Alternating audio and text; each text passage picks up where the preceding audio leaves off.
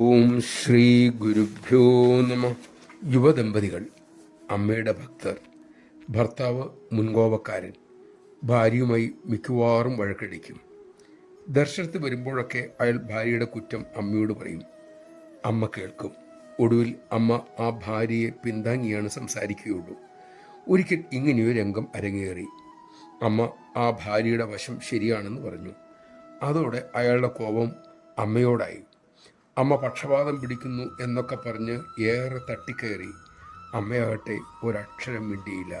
കുറെ കഴിഞ്ഞ് അയാൾ ക്ഷീണിതനായി ഒന്നും മിണ്ടാതെ അമ്മയ്ക്കരികിൽ തലകുനിച്ചിരുന്നു. അപ്പോൾ അമ്മ സ്നേഹപൂർവ്വം പറഞ്ഞു, മോനെ, ഇപ്പോൾ നിനക്ക് ക്ഷീണമായി. ഇന്നത്തെ ദിവസമെങ്കിലും നീ വീട്ടിൽ ചെന്ന് അവളോട് വഴക്കുണ്ടാക്കരുത്. മോനെ എപ്പോൾ ദേഷ്യം വന്നാലും അമ്മയുടെ അടുത്തേക്ക് വരിക. അമ്മയോട് കോപിച്ചോളൂ, ദേഷ്യപ്പെട്ടോളൂ.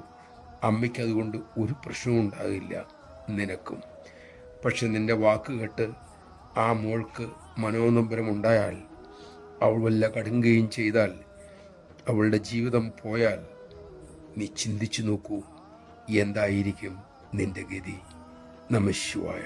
അമ്മയുടെ വാക്കുകൾ അയാളിൽ അഗാധമായ പരിവർത്തനത്തിന് തുടക്കമിട്ടു. പോകുന്നതിന് മുമ്പ് ഭാര്യയോട് ക്ഷമ പറഞ്ഞു.